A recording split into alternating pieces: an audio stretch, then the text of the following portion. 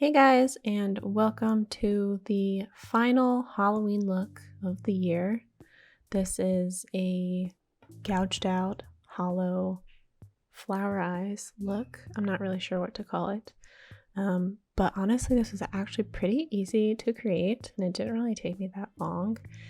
And if this was something that you actually wanted to try to wear out on Halloween, it is possible. You just have to get some black mesh that you can put over your eyes so that you can keep your eyes open and walk around and stuff, but still have the effect of these hollow gouged out eyes.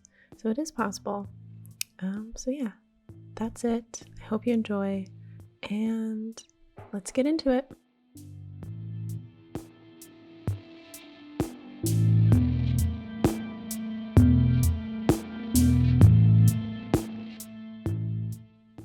So first, I started by gluing down my eyebrows to protect the hairs from the liquid latex because liquid latex will rip out your hair.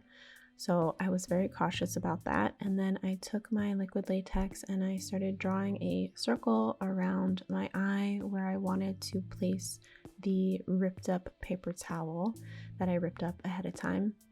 And this pretty straightforward. I didn't go in with a ton of layers or anything like that, like the look I had posted last week.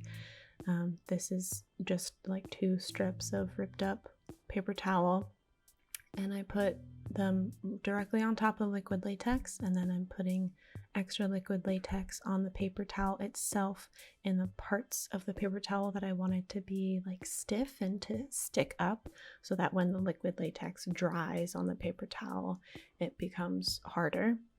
And then I repeat that process for the other eye.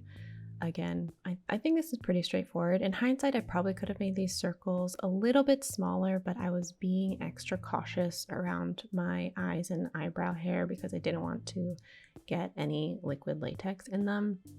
But pretty straightforward, honestly, and this didn't take me that long to accomplish. I gave myself extra time because I thought it was going to take me a long time, but it really didn't. And like before, I'm putting liquid latex on the parts of the paper towel that I wanted it to be like stiff, so when the liquid latex dries, it becomes stiff. And now I'm just going in with normal foundation and concealer, and I start putting concealer on the paper towel itself to make the paper towel skin tone color. And if you're not going to use a lot of fake blood, I would say this is a necessary step because you want your fake wound to blend with your natural skin. But this ended up being a bit unnecessary because I cover a lot of the paper towel on the inside with black, or on the outside, like on the perimeter, I cover it with fake blood. So there isn't a lot of my natural skin tone that you can actually see, and there isn't a lot of the paper towel that like came through that would have needed to be my skin tone. But specifically the edges of the paper towel, I kind of, in my head, I wanted them to be skin tone just in case you could see them peek through. So that's why I took the time to do this. But again, like if this is something that you actually wanted to like do on Halloween, it might not be necessary. And now I'm filling in the eye area with black, pitch black, and I'm going in with a smaller, finer brush to color the paper towel with black as well. And this, I was going back and forth for a while because I was just trying to get every nook and cranny covered in black so none of the white paper towel could be seen through it. And I used a paper towel this time instead of a tissue because I wanted it to be a bit stiffer, and paper towels are stiffer, but the downside to that is they have more texture, so covering them in the black was a bit more annoying than a tissue would have been. I'm then going in with black eyeshadow over the black cream product that I used because I have very oily eyelids, very oily skin. Everything is just oily and product slips and slides all over the place. So to try and preserve that, I put black eyeshadow over the cream. I then go in with a black liquid lipstick because I thought the more liquidy texture versus the cream product I was using before would be easier to get into those tiny textured crevices of the paper towel. But now for the fun part, and this is what I was talking about earlier, I kind of went ham with the blood.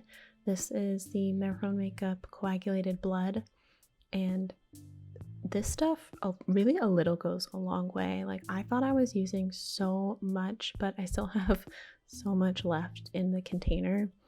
And this stuff is just so useful. I love it for Halloween looks. It's great. It's a great texture, a great color. It's great. And so I take this coagulated blood all over the perimeter. I really wanted it to look gory and messy. And so that's why I realized as I was doing this that I didn't need to spend so much time covering the tissue paper or the paper towel in my concealer, because at this point I was just covering it all up anyway. But just taking my Q-tip, taking the blood, putting it where I think it's needed. And now I am figuring out the placement of the flowers. And this I probably should have saved as the very last thing to do, because once I put these on, it was very hard to see. And here I'm just going in with a bit more blood, for final touches. And I did glue down the flowers with eyelash glue just to secure them a bit more. But it was really hard to see what I was doing. And here I'm just adding a black matte liquid lipstick for a final spooky touch. But again, I could not see what I was doing with those flowers in the way. I should have waited. And this is the final look. I'm very happy with how it turned out. Honestly, surprisingly easier than I thought it was going to be. I somewhat know what I'm doing when it comes to makeup, and less so when it comes to SFX makeup, but as long as you do your research ahead of time when you're working with liquid latex, I really think anyone could do this for a Halloween look. It's super easy and it just looks cool, in my opinion, and it's fun and it's spooky. Have fun with it. So anyway, I hope you enjoyed this final Halloween video of the year. Expect more Halloween looks next year, obviously. And I hope everyone has a happy Halloween. Stay spooky. Bye, everyone.